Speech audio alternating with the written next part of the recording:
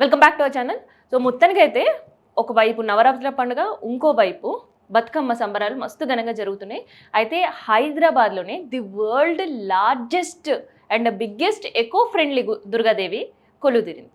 So ఆ దుర్గాదేవి ప్రత్యేకతతో పాటు చాలా దగ్గర చాలా స్పెషల్గా ఉన్నారు. ఒక చోటనేమో లేజర్ షోతో, ఇంకో దగ్గరనేమో అమ్మవారికి ఇన్ జనరల్గా మనం గాయత్రీదేవి అలంకరణ చూసినప్పుడు ఒక 3 తలలతో చూసినప్పుడే చాలా సంబరంగా అనిపిస్తుంది. అట్లాంటి దుర్గాదేవి ఒక 100 తలలతో దర్శనమిస్తే పార్వతీ రూపం, దుర్గా రూపం, గాయత్రి రూపం, సరస్వతి రూపం, దాంతోపాటు విఘ్నేశ్వరుడు రూపం, ఇట్లా దాదాపు ఒక 50 తలలతో ఉంటే దుర్గాదేవి ఎట్లా ఉంటుంది. సో ఈ విగ్రహాల స్పెషాలిటీ ఎక్కడెక్కడ ఉంది, ఏమేమి ఉంది, అండ్ దాంతోపాటు ఇంకా దుర్గాదేవుల ప్రత్యేకత ఏముంది, ఇట్లాంటివన్నీ కూడా తెలుసుకుందాం. అండ్ దుర్గాదేవి నవరాత్రులు అయిపోయిన తర్వాత లాస్ట్ డే చాలా మంది అమ్మవారిని కాళికాదేవి రూపంలో దర్శనం చేసుకుంటుంటారు భక్తులు. అండ్ ప్రత్యేకంగా భక్తుల కోసం కూడా కాళికాదేవి రూపం ఆ ఒక్క ఊరేగింపు సమయంలో మాత్రం ఉంటుంది. కానీ అట్లాంటి కాళికాదేవి అమ్మవారి ఉగ్ర రూపం 10 రోజుల పాటు మండపంలో ఉంటే ఎట్లుంటుంది. సో ఇట్లాంటివన్నీ కూడా చాలా ప్రత్యేకమైన వీడియోస్ మన దగ్గరకు వచ్చినాయి. సో అవి ఎక్కడెక్కడ ఉన్నాయి అండ్ ఎట్లా జరుగుతున్నాయి పూజలు, ఇట్లాంటివన్నీ కూడా చెప్తా. ఇక ప్రజెంట్ మనం ఇది హైదరాబాద్లోని దుర్గాదేవి విగ్రహం దగ్గర తీసిన ఒక పిక్చర్ అనమాట. ఇక్కడ చూసినారా, ఇన్ జనరల్గా దుర్గాదేవి అమ్మవారు పులి పైన, సింహం పైన ఇట్లా కొలువుదీరి ఉంటుంది. కానీ ఇక్కడ మాత్రం నింభౌలి అడ్డాలో అమ్మవారికి 5 తలలతో ఒక శివుడి పైనే కాలు పెట్టి కమలం పైన కూర్చుని ఉంది. అండ్ ఇక్కడ మనం చూస్తుంటే సింహం ఆమె వాహనంగా ఉంది. చాలా ప్రత్యేకంగా ఉంది కదా, అందుకనే ఈ ఫోటో చూపించాలి అనిపించింది నాకు కూడా. అండ్ ఇక్కడ అమ్మవారికి గాయత్రి రూపంలో దర్శనం ఇచ్చినప్పుడు అండ్ దాంతోపాటు ఇంత కూర్చున్నా కూడా లలితాదేవి అలంకరణ అమ్మవారి ఫేస్ చూడండి, ఉగ్రరూపం కాకుండా చాలా ప్రశాంతంగా కనిపిస్తుంది, ఆశీర్వచనం ఇస్తూ. అండ్ ఇదొక దుర్గాదేవి అమ్మవారి అలంకరణ.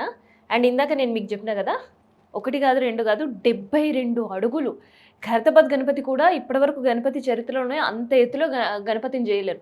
కానీ హైదరాబాద్లో మాత్రం దుర్గాదేవి, హైదరాబాద్లో అని చెప్పే కంటే కూడా వరల్డ్లో మొత్తం ఇంత పెద్దగా దుర్గాదేవి ఎప్పుడు ఎక్కడ కొలువు తిరుగుతుంది, అది కేవలం హైదరాబాద్కి మాత్రమే సొంతం.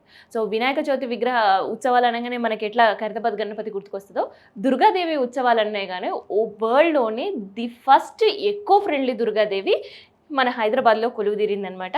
సో ఇక్కడ అమ్మవారు చూసినారు కదా, కంప్లీట్ ఎకో ఫ్రెండ్లీయే.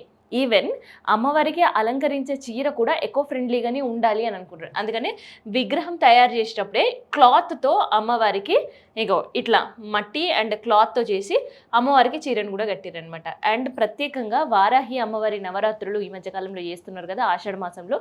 సో దుర్గాదేవి అమ్మవారి దర్శనంతో పాటు వారాహి అమ్మవారి దర్శనం కూడా కావాలి అని అక్కడుండే కమిటీ వాళ్ళకి కోరుకున్నారంట భక్తులు. సో అందుకనే ఈసారి దుర్గాదేవి అలంకరణతో పాటు ఇంకో పైన వారాహి అమ్మవారి పైన శివుడు కొలువుదీరు ఉన్నాడనమాట మండపంలో. చాలా పెద్ద ఎత్తున ఉంది. సో మనం అమ్మవారిని దర్శనం చేసుకోవాలంటే అసలుకి నేరుగా చూస్తే అమ్మవారి పాదాలు తప్ప మనకి ఇంకేం కనిపించవు. సో అమ్మవారి విగ్రహం నుంచి ఒక 20 అడుగులు దూరం పోయి తలెత్తి చూస్తే తప్ప అమ్మవారి విగ్రహం కనిపించదు. అంత పెద్ద విగ్రహం అనమాట. అండ్ భక్తులకి నిరంతరం దర్శనం ఇవ్వడానికి పొద్దున 5 నుంచి రాత్రి 11 గంటల వరకు దర్శనాల కోసం కూడా ప్రత్యేకంగా ఏర్పాట్లు చేశారు. సో ఈ అమ్మవారు ఎక్కడుంది అంటే మనకి మనం వెళ్తాం, హ్యాబిట్స్ నుంచి చాదరగట్ వెళ్తుంటాం కదా, ఆ చాదరగట్ దగ్గర అందరికీ అటు నుంచి రూట్ క్రాస్ అయ్యే వాళ్ళకి ఒక సాయిబాబా టెంపుల్ కనిపిస్తుంది. దాని ఎదురుగానే ఒక గ్రౌండ్ కనిపిస్తుంది కదా, అక్కడ ఈ అమ్మవారిని అక్కడే తయారు చేసినారు. అండ్ ప్రత్యేకంగా అమ్మవారి నిమజ్జనం కూడా ఎకో ఫ్రెండ్లీ కాబట్టి మట్టితో తయారు చేసిన అమ్మవారిని అక్కడే నిమజ్జనం చేయడానికి కూడా ఏర్పాట్లు ప్రతి ఏడాది చేస్తుంటారనమాట. సో చాలా ఘనంగా అమ్మవారి ఆగమన్ ఇక్కడ చేస్తుంటారు. సో ఇది పూర్తి పిక్చర్.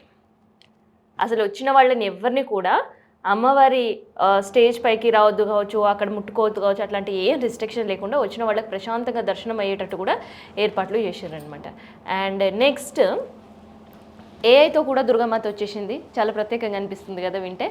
సో చూస్తే కూడా ఇంకా చాలా ప్రత్యేకంగా. ఒకసారి మీరు చూడండి, ఏఐతో ఉండే దుర్గామాత. సో ఇది చాదరగడ్డ దగ్గర ఉందన్నమాట దుర్గామాత విగ్రహం మనకు కనిపిస్తుంది. కానీ ఇదంతా కూడా ఏఐ లేజర్ షో కూడా ఏర్పాటు చేసిండ్రు ఈ అమ్మవారి దగ్గర.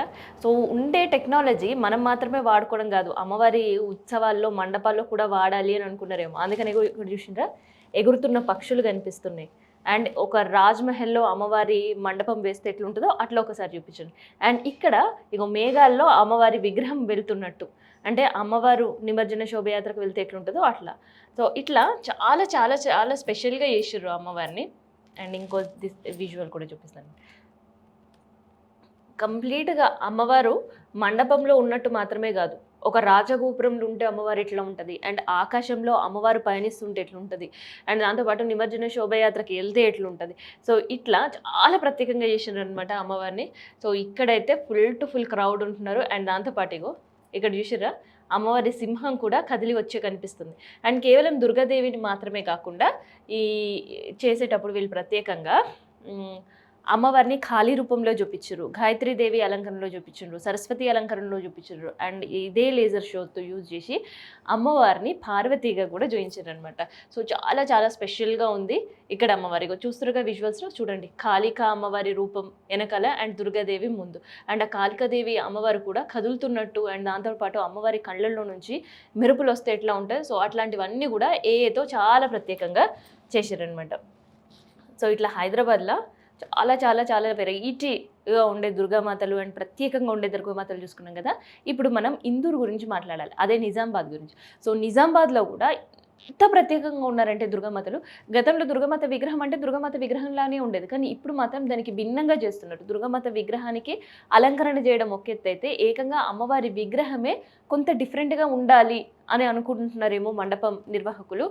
ఇక్కడ మనం చూస్తున్నాం కదా కాళికామాత.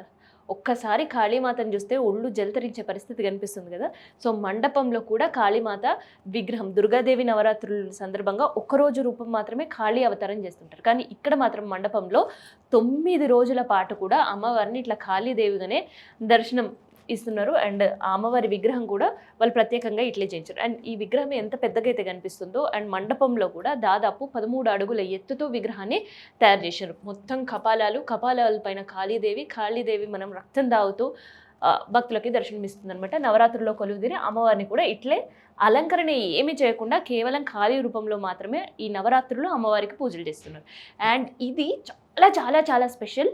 అండ్ ఇందాక నేను చెప్పినట్టు వరల్డ్లోనే బిగ్గెస్ట్ దుర్గామాత ఎట్లయితే హైదరాబాద్కి మాత్రమే సొంతమో, అండ్ దాంతోపాటు ఎక్కడ కూడా లేని చాలా ప్రత్యేకమైన విగ్రహం ఏంటంటే, ఒక దుర్గామాతకి 50 తలలతో భక్తులకు దర్శనమిస్తున్నారు అమ్మవారు.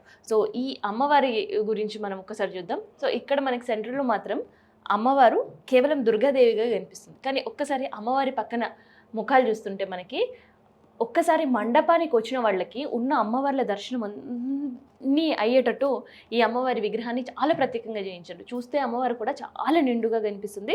అయితే ఇక్కడ ఎప్పుడూ కూడా అంటే ఒక్కొక్క రోజు ఒక్కొక్క రూపంలో దర్శనం ఇచ్చినట్టు ప్రత్యేకంగా అమ్మవారికి సంబంధించిన తలలు ఇక్కడ ప్రత్యేకం. ఎందుకంటే శివుడి తల కావచ్చు, అండ్ దాంతోపాటు ఇక్కడ మనం చూస్తున్నాగా గరుడ వాహనంగా, తర్వాత హనుమాన్ విగ్రహం, తర్వాత గణపతి విగ్రహం, ఇట్లా 50 తలలతో 100 చేతులతో అమ్మవారు దర్శనమిస్తుంది అనమాట.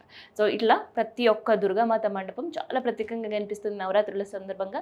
సో ఇంకో 2 రోజుల్లో నవరాత్రులు ముగిసిపోతున్నాయి, అందుకనే చాలా ఘనంగా కూడా ఇక్కడ ఏర్పాట్లు జరుగుతున్నాయి. సో ఇవాళతో సద్దులు బతుకమ్మ ముగిసిన తర్వాత ఇక నవరాత్రులు రేపు ఒక్కరోజు అయితే. ఈసారి మాత్రం 9 రోజులు కాకుండా 10 రోజులు వచ్చినాయి అనమాట. సో 10 రోజుల పాటు కొలువుదీరి అమ్మవారిని మొక్కునే వాళ్ళు మొక్కుకుంటున్నారు, అండ్ ప్రత్యేకంగా అమ్మవారి దర్శనం చేసుకునే వాళ్ళు చేసుకుంటున్నారు. కుంకుమార్చనలతో మండపాలన్నీ కూడా కలకల్లాడుతున్నాయి. సో ఇదనమాట తెలంగాణ అండ్ ప్రత్యేకంగా హైదరాబాద్లో చాలా ప్రత్యేకంగా ఉండే అమ్మవారి మండపాలు అండ్ విగ్రహాలకు సంబంధించిన ఇన్ఫర్మేషన్.